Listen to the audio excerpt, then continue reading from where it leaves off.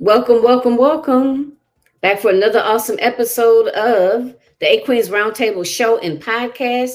I am your host, Dr. Jacqueline Kaba-Harrison, and I have an awesome show lined up tonight. So, this particular show or episode, we are actually doing a panel, and it is titled Overcoming Imposter Syndrome.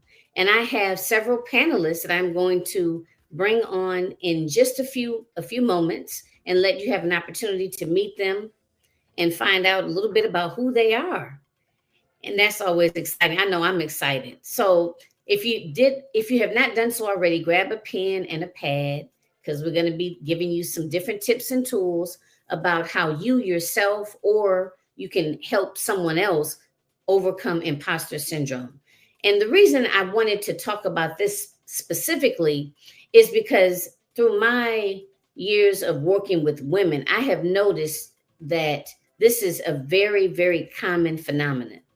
And a lot of individuals go through this. They may not share it with you, but a lot of us do, and and have. And what better way to be able to learn how to overcome it by utilizing some of the tips and the tools that will be shared with you during this broadcast. I want to also say, if you have not done so already, make sure that you download the Realizing Your Potential television network from Apple TV, Amazon Fire TV, Roku TV. We are also available on Android as well as iOS. So if you have an iPhone or if you have an Android, go ahead and download the app and leave us a review. All right, so let me go ahead and bring my do I call them co-stars, or let me bring my guests to the show. Okay, let me see. Oh, and one more person I'm missing. There we are. Okay, and everyone's order has changed. Okay, forgot about that part. All right, so welcome to the Eight Queens Roundtable Show, ladies. How's everyone feeling? Feeling Good. great. Good. Good, good. So is everyone ready to talk about overcoming imposter syndrome? Absolutely. Yes. Good. So we're going to first start off with Zana. I hope I pronounced your name correctly. That's And correct. then after you, Zana, we're going to go to Dr. Gaynor. Then we're going to have Leema introduce herself, and then Patty. All right, so the floor is yours, Zana. Yeah, absolutely. I'd like to first start and just say thank you for having me. And thank you for, I know we had a brief conversation a little while back where we discussed my personal experience and just moments of imposter syndrome that can be big or small and kind of how that shaped my journey. So I really appreciate you having me on. You know, I myself have had many moments of experiencing imposter syndrome. If I'm being quite honest, even today, looking at all of your titles, doctor, an MBA, and I'm a small business owner, and that's my title. That's the end of it there. So coming into something like this, your first thought is, okay, do I qualify to have this conversation with these very accomplished women? And the best thing that I can do, and my most useful tool, as well as the first tool I have in my tool belt, the first thing I can pull out is knowing what my lived experience is and knowing that this is a topic that is close to my heart. It's a topic that I feel I hold value in, and I'll do what I can to share that value. So, it's just really being kind of turning inward and knowing that I've got something incredible to share, and that's what brings me here today. Absolutely. Well, we are excited to have you. All Thank right, you. Dr. My name is Dr. Brianna Gaynor. I am a clinical psychologist and I practice in Johns Creek, Georgia. I have a practice, Peace of Mind Psychological Services, and we have been in operation for 10 years. And still, there are times where I'm like, I really am somebody's boss. So I'm excited to talk about this because I think that a lot of experiences that people have, we don't realize just how similar we are and what an experience it is that we all have. So being able to talk about it and talk about it out loud and recognize that you're not the only one, a lot of times can bring a lot of comfort and give you a lot of confidence. So I'm excited about what we're going to talk about today. Absolutely. Well, listen, honored to have you here on the show. Thank you. Okay, Lima. Good afternoon, everyone. My name is Leema Pasha. Thank you so much, Dr. Kaba, for having me on the show. Um, I came to this work out of my own experience with not only imposter syndrome, but trying to find myself and my own voice as I worked in the corporate world. And I noticed the impact that imposter syndrome was having on my own well being and the well being of people who look like me in the workforce, especially in corporations. So it led me on a journey to develop my own formulation of how to help people, not only to battle with imposter syndrome, but just to find their own voice and to find who they are so that they can reclaim their power. And I wrote a book called Activate Your Wellness: How Women Go from Drain to Reclaim. So I'm so excited to be on this panel with all of you lovely and intelligent women so that we can build and learn from each other and grow and help others. Well, thank you. I'm glad to have you here. And next up, last but not least, Dr. Patty Johnson. Yes, thank you, Dr. Kaba-Harrison, for having me on and meeting these wonderful group of people. I'm so excited to get into our discussion. But I'm a psychologist as well with my own practice. And yes, I also am like, I've been in for 5-6 years, kind of really started going right before COVID. So that was, very challenging. And talk about imposter syndrome. It's like, oh, well, we're all in the same boat now, like, psychologist or not, or whatever the titles, whatever work we do. I think it was just a challenging time for all. But yeah, it's like in my role, I am guiding healing, but at this very same time, I'm like, am I doing this well? Am I doing it right? Am I doing the right thing for this particular person? And so, yeah, even sometimes as I'm talking about imposter syndrome with a patient, I'm also like, yep, and that came up for me earlier today, or a week ago, whatever it might be. So excited to talk about this. Well, great. Well, welcome to the show. Welcome all of you to the show. And this is so much fun for me because I like bringing different people together to talk about very relevant topics. So I'm a therapist, and well, I actually have my graduate degree in social work, but for the last few years, I've been working specifically in community mental health. So in community mental health, or the clients that I see, in that arena, as well as even in my personal life or through my business, even interviewing, different women when I first started my show, I found that even if the individuals don't really know what it's called, because sometimes like a lay person may not necessarily know, oh yeah, I'm suffering from imposter syndrome. You know what I mean? But as you begin to talk to them, you yourself, or we're able to identify it. And I found that it has come up so frequently. And I'll share this tidbit, then I'll open it up. And then Zana will, you can go ahead and share first. But the first thing I want to mention is what I have found is I've interviewed and collaborated with a lot of women that have extensive, careers, working in leadership, supervising, departments, and, running Fortune 500 companies.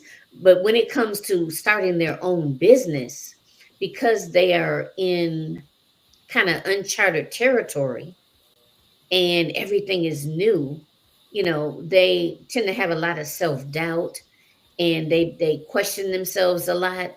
And I have found that this is something that comes up a lot, and it's in a lot of conversations. And like I said, a lot of times people may not mention it, they may not talk about it, but it's all going on in here, and it has an impact on basically how we show up in our business. So that's why I want us to talk about it, because it does impact how we show up in our business, and if we stay motivated, keeping our motivation levels up, because we know that in this realm of entrepreneurship, there is a lot of ups and downs, and a lot of times you just kind of sit scratching your head saying, should I just throw in the towel? Yep.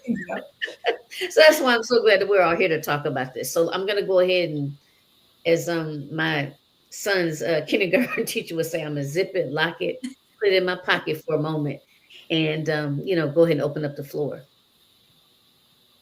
So, Well, I just have to say, I think that, exactly what you said. It's before knowing what imposter syndrome is called, we've all experienced it to some degree or another, within, depending on what's going on in our lives or what we feel we might not be able to accomplish, what our fears are. And, speaking to my own personal experience, before I knew it was called imposter syndrome, I felt it, and I felt the challenges, and I felt the fears that came with that. And without having a name to put to it, it really makes you feel a little more isolated. You don't realize that, hey, everyone is going through it in some way or another. And then you start to doubt yourself in other ways, and it starts to build up. So you go from, hey, maybe I'm not good enough for this, and maybe I'm not good enough for that, or maybe I'm not, maybe I'm, taking a wild risk here, and you fall down this rabbit hole where it really affects your self-esteem, because you're thinking you're the only one, and no one else is understanding what you're going through, and maybe you're just not as good as they are. They seem to be really, making it, and they're doing amazing, and you love to watch it, but you're also feeling a little down about yourself. Then to have things, whether it's programs like this, or it's programs that I went through myself, to learn about it, and it really helps you to identify the issue and then take the steps to correct, or take the steps to kind of mitigate what those negative effects might be. So programs like this are so vital to have that exposure to these types of issues. I myself went to a personal and professional development retreat, which is what taught me to recognize what it was that I was feeling so often. It also taught me that everyone in that room was feeling it as well. And we were equipped with the tools from that retreat to go into the world, and not to say you're not going to experience it, but you're going to, and now you have some tools in your tool belt to help you figure out what to do from there. So that's what's honestly helped me to decide what I wanted to do with my life, and what I wanted to do with my purpose and my energy. And that's where the Retreat Queen was born. It was born from myself attending that retreat and knowing that these types of events and these types of things are here to benefit people in one way or another, whether it's health and wellness, whether it's personal and professional development, whether it's, opening up your horizons and learning to cook, learning photography, jumping off the side of a cliff, whatever it might be. There's a group of people there that are interested in the same thing you're interested in, and they're facing, if not the same challenges, very similar challenges to some degree or another. And I, decided that I was going to take the risk, and I was going to put myself out there, and I was going to find the people who aligned with me. And that's exactly what happened. So. Yeah, I agree, Zana. I think that is what helped me. I didn't go to a retreat, but I think what helped me, particularly in starting my business, was a consultation group that I have, because I went to school for psychology. So what I knew was I was comfortable with what I had been trained in. I knew I was good in that. But the business part, I didn't take any classes in business. I started this business and I was like, oh God, okay, what am I supposed to do now? And so it has been really helpful to have these people to walk alongside of, figure it out together. And to also know that a lot of the things that was happening in business wasn't just me. They were having the same issues with employees, the same turnover, the same client issues. All those things were normal, because I think that what happens is when we stay in a bubble, we're in our head, we're not sharing with people, we don't have other people to identify with. We just feel like it's just us.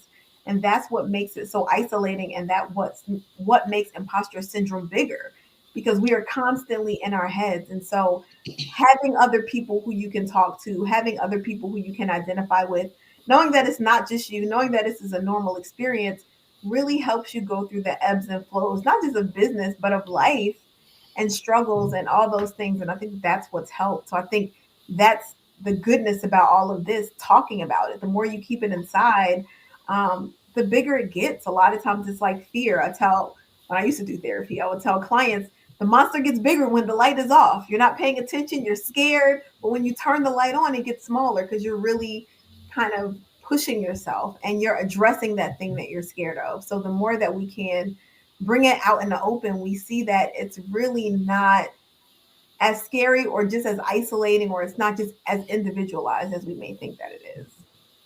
And just a real quick tidbit is that, like you said, it doesn't necessarily have to be entrepreneurship. Yeah. It could just be a new role in general. Maybe you are, you just joined a new church, or, you have a new position at church, or maybe you've just recently gotten married, so you're transitioning into the role of a wife. So it doesn't necessarily have to be just entrepreneurship. Yeah, but just something that you're not sure of, something that's new, something that you don't really feel confident in. Yeah. Any of those things can lead to this. Mm-hmm. Absolutely. Wow.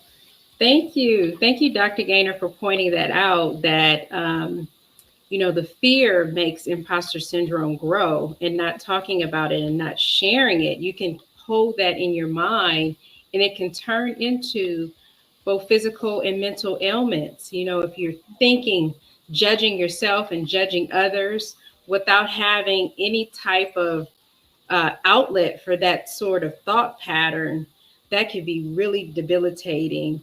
And from what I've heard, imposter syndrome impacts up to 70% of people. So it's a huge problem. And especially women and African-American women, some of the things that it could be characterized by are the superhero syndrome, where you have on your cape and, no one can help you. You have to do everything all on your own. And that impacts you so greatly. And then also the perfectionism. You have to be perfect. Your hair has to be a certain way. You have to speak a certain way, do all these things before you feel confident in yourself and your own body. And just, the third thing is that self-doubt, that constant self-doubt. So I share with people 3 impactful tips that they can use for themselves to get kind of out of that spiral, because I know that I myself have been there. And it's not about perfection. Once you learn the tools to get past imposter syndrome, you have to continuously practice. So what I tell people is not about perfection. It's about daily practice, daily habits that can help you in an environment that could be designed to make you feel uncomfortable. If you're in a place where you are, it's designed so that you don't feel good about yourself. It's not your fault if you don't feel comfortable, but you will have to establish some tools for yourself to make yourself feel better about yourself, to have that self-awareness and understand, why am I feeling this way? And how do I get out of this vicious cycle? The most important thing is to decide what you want. Don't just jump ship and say, this environment is toxic for me, I have to go, but learn, why am I here, and what is my roadmap for the trajectory of my life. So I'll talk a little bit more about that later, but I'll turn it over to Dr. Jack Johnson. Thank you so much for this juicy topic. It is juicy.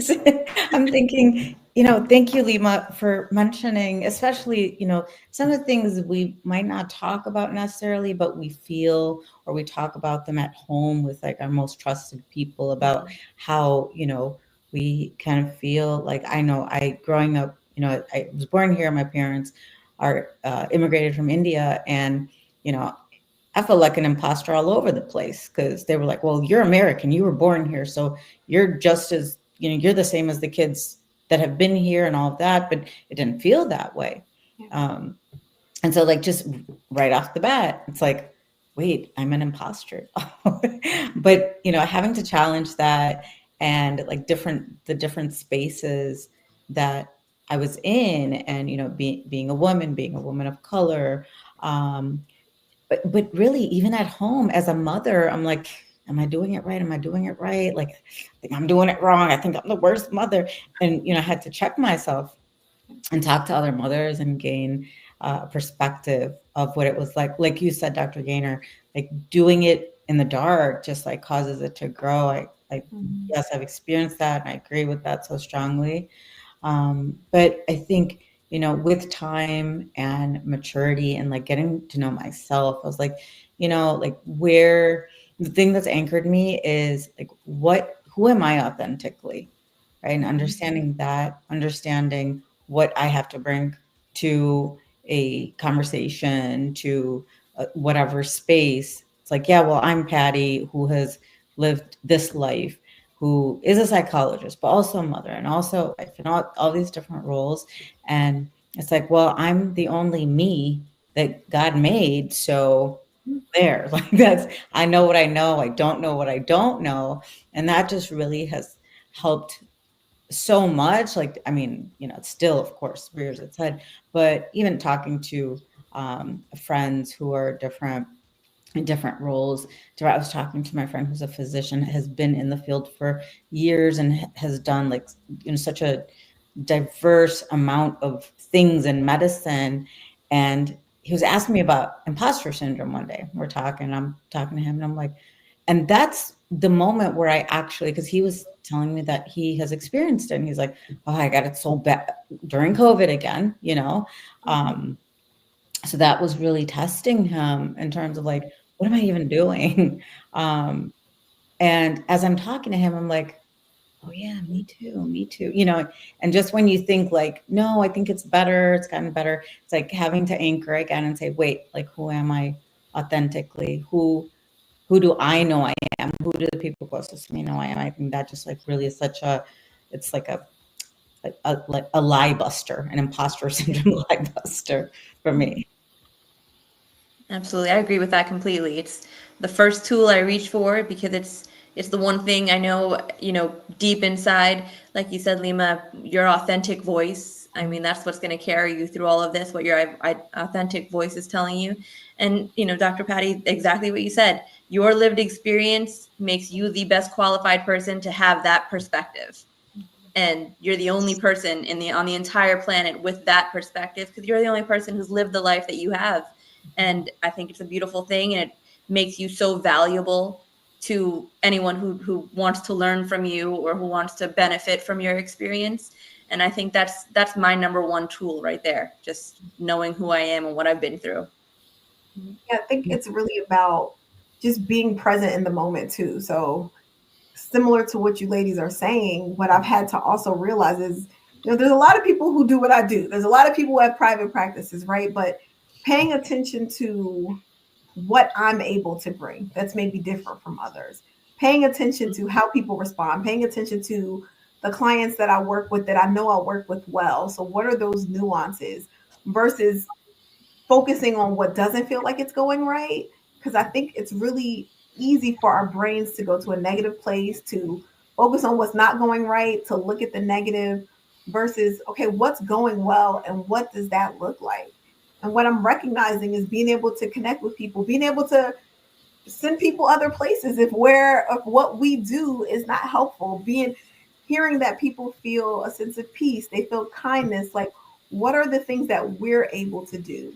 And really focusing on that as that's the unique thing I have. So I think maybe if we really took stock and paid attention and really listened to what people say, because people tell us those things, but again, are we paying attention to that piece of it? Not and we need to have a balance because there's things we need to know what we need to improve on. But are we paying attention to when people are gaining things, when people are appreciative, what people are saying, the positive things, and kind of understanding the impact we have? And if we can focus on that and not look at what everyone else is doing, because everyone has their own thing, but we have ours, and really hone in on that, I think it'll make us feel much more comfortable in our skin and continue to do that thing well versus trying to do anything else that maybe is not in our realm that we're supposed to be doing in the first place. Yeah. Completely agree. So I just wanted to kind of, and Leema, I see you want to jump out there too. I just wanted to say that's exactly what I do. It's like I ground myself. Whenever it rears this ugly head, I take a moment. I just kind of step back and I just think about, okay, Jackie, give myself a little pep talk. You got this. I think about some of my wins. I think about, there were times before in the past. I don't know. Remember when I first started this business? Like when I go back and look at some of my videos that I did in like 2016. I'm like, oh my God, what was I thinking?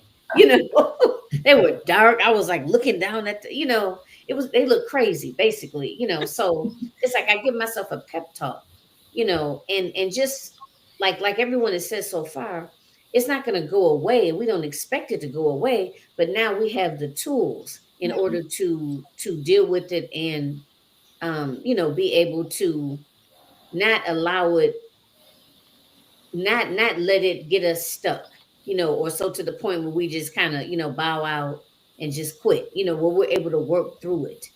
It's really what we want. So Leema, you were going to say something, and then I have a couple of questions that I want to put out there to the group. Okay. Okay. Thank you so much. I like how you, Dr. Gaynor, you talked about focusing on the positive, and that kind of ties back into mindfulness a lot, that self-awareness and focusing on the positive, learning to get away from this mindset of where we focus on what's going wrong, what I'm doing wrong, and that can get you in so much anxiety and so much pain. So that's one of the tools that I preface to people, is to be mindfully aware of yourself and your body, what you're feeling, what you're thinking, so that you can kind of train your mind to stop thinking those negative thoughts over and over again that can cause you to spiral out of control. So I wanted to tell you a little bit about my background and why I came to this mindfulness training. I worked in the public sector as a public affairs executive for over 20 years. And most of the people that I worked with were like elected officials and different things like that, and trying to promote programs and services for cities and counties. And, working in that environment from even in my early 20s, that's an environment that can make you feel sort of like an imposter, where you feel like you have to be not really seen and heard. You're kind of in the background trying to make everything go smoothly, and you're not able to listen to your own voice. But I learned that that environment was so much a great preparation for where my journey would lead me. When I was in that work environment, I did develop something where my heart was racing very fast, and I found out that it was called supraventricular tachycardia, and that led me to be really conscious of my well-being. I developed a coaching certification, and I went on to study mindfulness, and now I help support people so that they can understand how to do a body scan on themselves, understand, if your head is hurting, your different things are going on within your body before you get to a place where you're burnt out and all of that. So I'm just happy that we're here to discuss this topic, and that we're teaching people that they don't have to stay focused on the negative, and that they don't have to be in a place where they don't understand who they are and where they really want to go in life. So back to you. Thank you. Did anyone else want to share something? Particular piggyback? Okay. So one of the things I was going to mention is that, no, so my son is getting real rowdy in the background. Go back on mute again. So I'm thinking, what do you guys think the impact is that social media has on imposter syndrome? Because I believe, or at least from what I experience, is that I begin to feel, sometimes less confident, or start to kind of doubt myself when I, like, go on social media, and maybe it's someone that, maybe, I don't know, like there's a handful of people that we were like all in a group coaching program, like back in 2016. And like sometimes when I'm, looking online, and it looks like like their business has expanded, and just things of that nature. So I know the impact that has had on me. So I just kind of want to get a feel for, like, have you all ever experienced that, or do you work with some of your clients that have experienced that? And like, just overall, what do you think, if any, impact that social media has on this whole idea of imposter syndrome? Yeah, I think social media is one of the biggest detrimental things to our self-esteem. It can be, I should say, it can be if you allow it to. It helps, like you said, Dr. Gaynor, if you're looking for reasons why you're not measuring up, or you're looking for those fears, you're going to find them. And I think social media really helps you find them. There was a time when, if you really wanted to just stay away from everything, you're feeling a little down, you need some time to ground yourself and some time to center yourself, you could sit in your house and not know what anybody else was doing. Now it's right in your hand, and you scroll through, and this person appears a little more successful. That person is a little more attractive, or whatever it is that you're struggling with at that moment. This person started their business, it looks like yesterday, according to social media, and it's taken off, and now they're a millionaire, or whatever it might be. And as they say, comparison is the thief of joy, and you could be feeling as great about yourself as possible. And then you get on social media and you see someone who, it may not even be real. It might even just be them making it up for their own self-esteem, or for whatever reason. And it has a detrimental effect on you if you allow it to. And it's, easier said than done to not allow it to. We're all human, and we're all going to kind of hold on to, you see it and it immediately hits you. But that's when those tools are even more important. I think, you just really have to know your own value, and not let other things compare to what you're going through. I think it's important to take it for what it is too. Like, if we can think about it from an outside perspective, why do we use social media? Maybe to promote our business, maybe to see what people who you haven't seen for a while are doing. Maybe it's to be nosy, maybe it's just to have an escape. And most of us are putting up our highlight reels, and not the worst thing that's happening. I know on my worst days, I'm not going to social media to let people know what that looks like. So if we think about why we use it, what we send or what we put out there versus what we don't, and recognize that that's probably more universal than not, that maybe we can have a better perspective, because I think that social media can have some positive impact if we can have a realistic view of it. I think it's when we start to compare and feel less than, that's the problem, without considering that everyone's just putting up their best stuff. Everyone's presenting themselves in a way for whatever the gain is. And it's not really a full realistic view of what's really going on. Yes. I think that, judging yourself based on what you see others doing, mindfulness really is helpful in getting out of that pattern, because it helps you be more self-aware of who you are and what you want to do. It helps you get back to your own focus and your own goals. Like, who am I internally? Who am I authentically?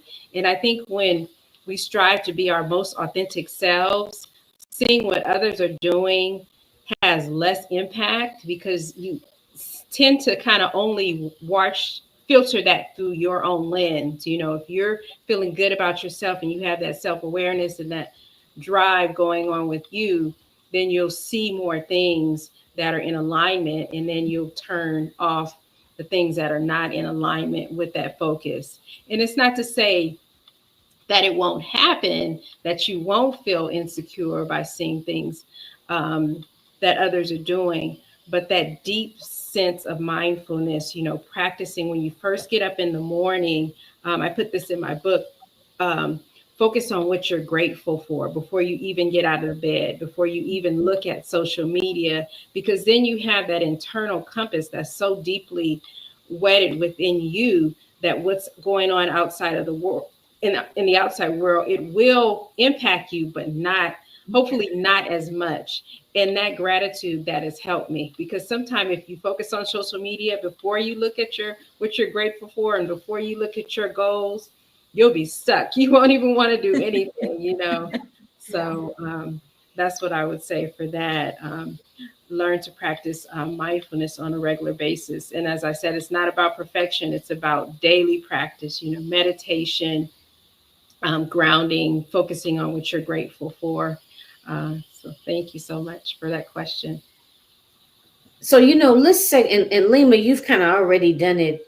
Well, we all have just kind of bits and pieces, but for the remainder of our time, I want to focus in on some tangible tips and tools for our audience.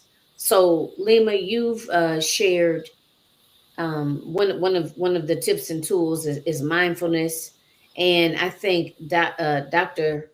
Gaynor, you shared what you're grateful for. But I want us to kind of hone in on that. And if you touched on it, like I said, we've all touched on it, but I kind of want you to at least give one tips that our audience can actually take and actually begin working on to help them combat this. So let's start back up at the top, and then we'll work our way down. Yeah, I found that in an effort to be more mindful, because mindfulness I really think is the key to everything, just like you're saying, Leema, I'm sorry. But I find that mantras help me, especially if I'm feeling a little dysregulated or I'm feeling a little bit of imposter syndrome. The mantra that I tend to lead with is, I'm Zana Khan and good things happen to me. I'm Zana Khan and I'm a powerful woman. And I just kind of tell myself those things right in the beginning. And from there, I find that maybe I'm reprogramming my subconscious just enough where I'm looking at things through a different lens than I was a few moments before. Now I'm looking for those things that will help me advance my own perspective on myself, my own self-esteem. And then the other thing that I found in my own personal journey has been, go for it. Just go for it. It doesn't matter how scared you are. It doesn't matter what obviously calculate your risks but the best thing you can do is just do it and let the cards fall where they will and take it one step at a time. And that's been my biggest way of, or my best way of overcoming my own imposter syndrome, of not holding myself back. Thank you. I would say, so one of the things I was talking about earlier is really focusing on what you do well. So I would say really being aware, paying attention in those moments, the situations that come to you, the times where you hear appreciation, the things you see yourself flowing with that come easily, that you would probably do if you weren't paid for it, the things that you enjoy from your heart that you're just able to do seamlessly, and how that weaves into what you're doing every day. And kind of write that down, because a lot of times we need encouragement to remember, what are the things that make me unique? 10 people could do the same thing, but again, I'm me. So no one can do things the way I'm doing it. But how do I do it? What are those special things about me?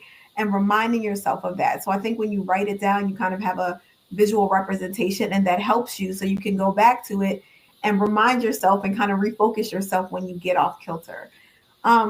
The second thing I would say is celebrate yourself. I think we celebrate all the people, all the things, and we don't celebrate ourselves.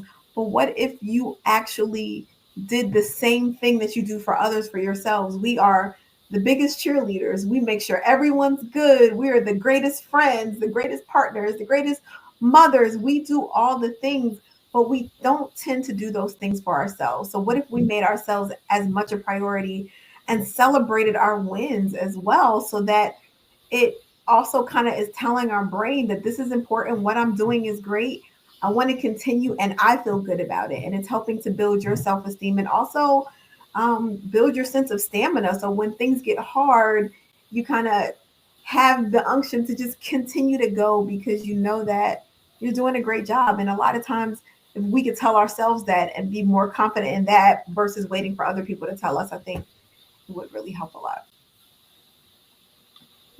Yes, celebrate. And I want to remind everybody that it's the holidays. Happy holidays, everybody. Celebrate. You almost made it through the whole year. So that's a powerful one. Celebrate yourself. Absolutely. In my coaching practice, I teach people 3 steps, and one of them is mindfulness that we already talked about. and the most powerful one that I didn't talk about yet is visualization. That has been such an impactful tool that I've used. Visualizing 3 times a day, visualizing what I desire for my life, and helping my clients to do that as well, so that they can see what they want without the noise, without the outside influences, just to sit there and think. And they activate something in their brain called the reticular activating system that's so powerful. People who are athletes and sales professionals use this technique, visualizing themselves winning at the end of the game before they even do it. And then when you step out of your home to make those sales meetings or professional things happen, you've already imagined yourself winning at that, and you've already seen your long-term goal for how this is going to impact you for 5 years, for 10 years. And then you don't get caught up in that negative spiral of seeing things going in a way that you don't want to. So the way the reticular activating system works, the doctors can probably expound on this, but they find it's like a magnet. You know, after you do that visualization on a regular basis, you step out of your home and you meet people, make connections that will kind of help you along your way. Otherwise, you could be stuck in saying, you know, I have this job and I feel like an imposter. But it's another way that you can look at it. You can visualize yourself. Okay, this is where I am now. This is where I want to go in my future, and just create. You're strengthening your mind and creating those neural pathways where you're able to see the destination. You're able to help yourself get there. So that's the tool that I would encourage everyone to practice on a daily basis. I love that you've been pulling mindfulness into the discussion because it's such a big piece. And one thing that, well, you tapped into this as well, talking about the brain and also how we respond physiologically when we're experiencing imposter syndrome, or even, you know, that's a form of anxiety about something, about performance, right? And it can create us to feel down as well. And so we're really thinking about, like, how does imposter syndrome really affect us, mind and body? How does it affect us emotionally? What does it do to our nervous system?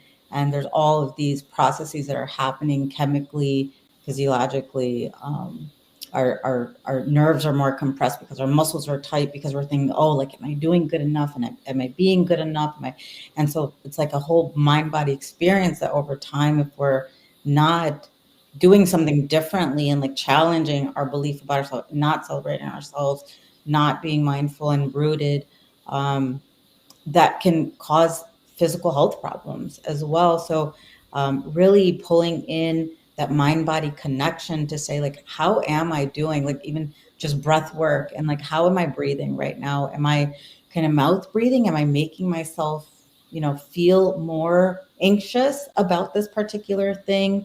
Am I feeling a little dizzy or nauseous, or what is happening in my body that is, you know, our bodies are such gifts, and they give us these signals about how we're doing emotionally and vice versa. So really tapping into this mind-body connection, being mindful of that, is so important.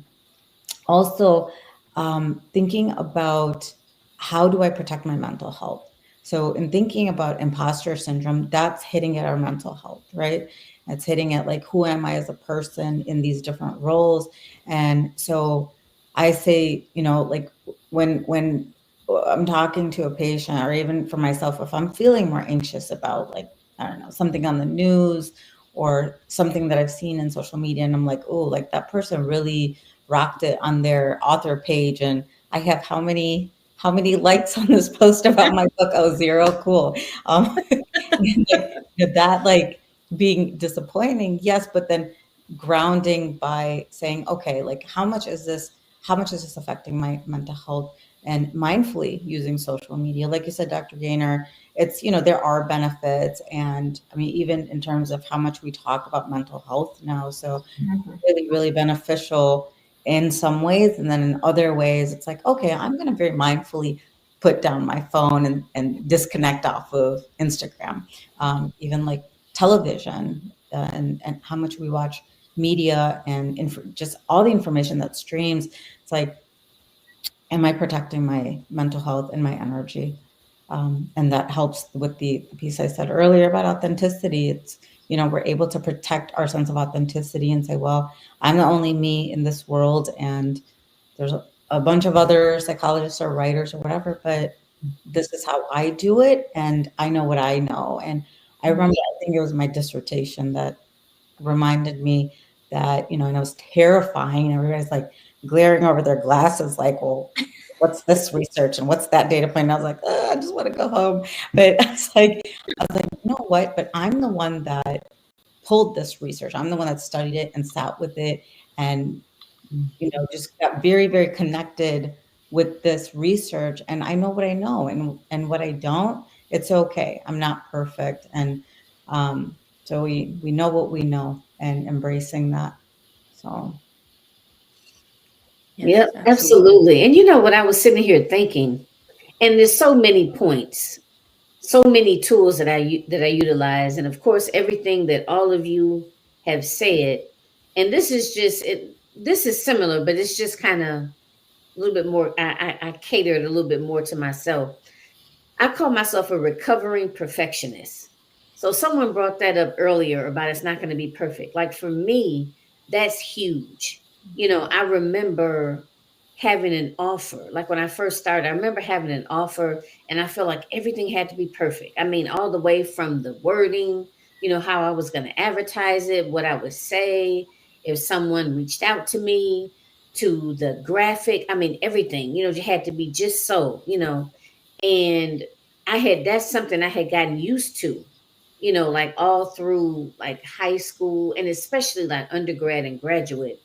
I was always, everything had to be, just perfect and, just so. And I had to learn that nothing is going to be perfect. And that whole idea of, perfectionism and what is it? Fear of failure. A lot of people, they don't even want to put an offer out because they fear that, oh, what if no one likes it? What if no one buys it? What if someone thinks it is, somebody says, oh, well, that's stupid, things of that nature. So a lot of times people, hold on to something because they fear how other people are going to respond. So for me, that whole just dismantling, that whole idea of something being perfect or the whole idea of failing, so I completely just remove that like from my whole thought process. If I put out an event or a retreat or a book or whatever it is, and I never consider something a failure. I always look at it like I produced a result.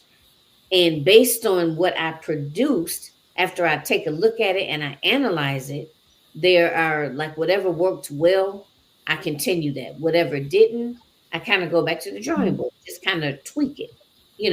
So for me, my biggest tool is of just getting that whole idea of something being perfect or flawless and getting that off the table, as well as the whole idea of fear of failure, something failing or something being an epic fail or a flop. And I found that once I kind of removed that from my from my consciousness, that really allows me to really kind of hit the nail on the head in terms of the whole imposter syndrome. And not saying that it still doesn't happen, but when it does, I kind of ground myself, and I think about who I am and how I show up as my authentic self, and then I kind of guide myself down that whole path of look, Jackie, it's not going to be perfect. Don't expect it to be. And, that there's no such thing as failure. You're going to give it all you got. And once you've given something all you've got, that's all you can do at that time. And then after that, you can, take a look at it and, go from there and see what you're going to do differently. So I would say that that's my biggest piece of advice.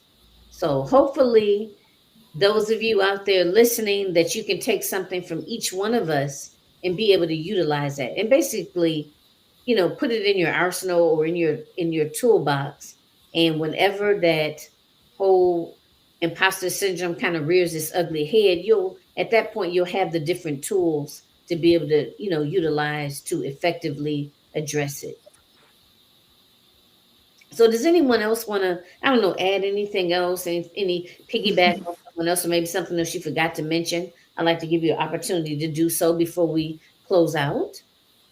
I just want to say that I'm personally finding a lot of value in this that we're doing here today. The perspectives are there. It means a lot to me because these are things that I feel like you kind of constantly, maybe not constantly, but you can always benefit from these reminders, and to hear them from, again, accomplished women who are feeling similar things to I am, or to what I'm feeling. It really lends to being able to identify my own issues and being able to work through it, and saying I'm mindful of what I'm going through, and I'm mindful that I'm not the only one, and I'm mindful that you can succeed even with those feelings. So thank you all for all of your insights today, because they really have been so valuable to me. Same here. I learned from everybody. I just wanted to piggyback off of you, Dr. Jackie. Like when you were talking about there is no failure, I think everything that happens, whether it goes well or not, is information. I think my greatest lessons, my greatest growth have been through my greatest mistakes. A lot of times, the things that I did that weren't right have taught me how to do it better, have helped me to improve in my profession, in my personal life. And, we tend to need to go through challenges to grow and learn. So, hopefully not being afraid of that. It's not always pleasant, but it does always teach you something valuable, makes you stronger, and gives you wisdom that you wouldn't have if you hadn't had to go through whatever that trial was to learn and get to the other side. Yeah, absolutely. So go ahead, everyone, in the same order, let everyone know how they can follow you, and what would be, the best way to reach out to you or contact you if they wanted to. I'm the owner of retreatqueen.com. It's a website where retreat hosts can list their upcoming retreats, and the travelers who are looking for those experiences, whether you're looking for a mindfulness retreat or professional development, wellness, something a little more extreme than that as well, adventure retreats. You can go to retreatqueen.com and find something that works for you. Also on Facebook and Instagram as the Retreat Queen. So I would love to hear from everyone. So I am the owner of Peace of Mind Psychological Services. So you can find us on Instagram, at Facebook, at Peace of Mind Psychology. And I'm also a speaker. And so I do have a website, Dr. Gaynor Speaks, and you can also find us on Facebook and Instagram. Hi. So I'm an executive wellness coach. I work with organizations and individuals, coaching you on 3 easy steps to activate your wellness. And I also administer something called the DISC assessment. So if you would like to get your free DISC assessment, or if you want to work with me as your executive coach, email me at Leema Pasha MBA at gmail.com. Again, it's Leema Pasha MBA at gmail.com. And check out my book on Amazon called Activate Your Wellness: How Women Leaders Go from Drained to Reclaimed. I'd love to work with you. And yes, thank you.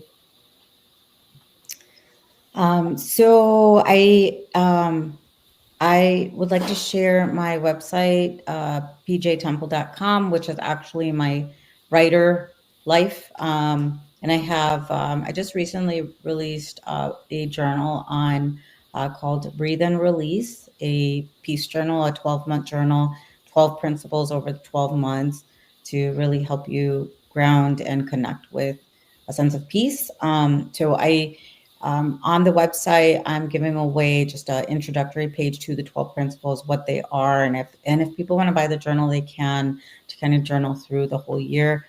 But I think it's a great time for all of us to anchor ourselves with just all of what's happening in the world, and a good way to take care of ourselves.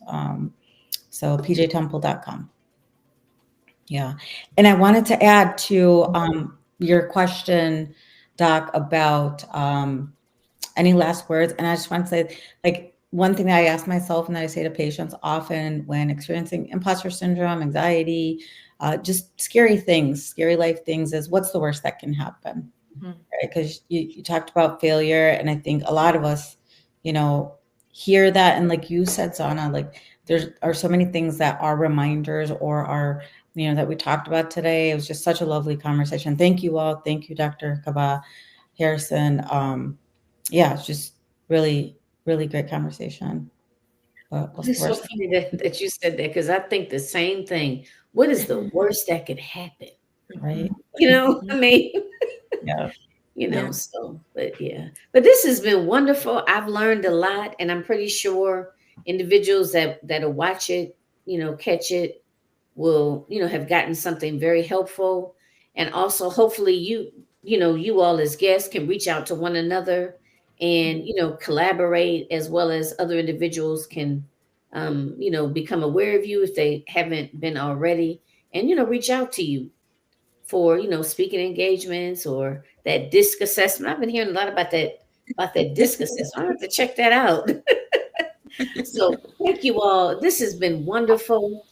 And this concludes our episode of A Queen's Roundtable show and podcast. This particular panel, we were discussing overcoming imposter syndrome. If you are interested in being a guest on the show, there are a couple of opportunities to be able to do that. Reach out to me. Either you can email me at realizingyourpotential, the numbers 123.com, or you can follow me or reach out to me as well on Facebook, as well as Instagram. Well, let me say Facebook and LinkedIn under Dr. Jacqueline Kaba-Harrison, and under Realizing Your Potential, the numbers 123 on Instagram, as well as Facebook. I'm gonna have to change that. Just thought about that. So my Facebook link is still Realizing Your Potential 123, but the name is Realizing Your Potential TV Network. I have to go and change that. But definitely reach out to me. Like I said, if you're interested in being a guest on the show, or if you're interested in show hosting opportunities for the Realizing Your Potential television network, reach out to me as well for that. So thanks again. And until next time, everyone take care and join us again. All right. Goodbye for now. Bye. Bye.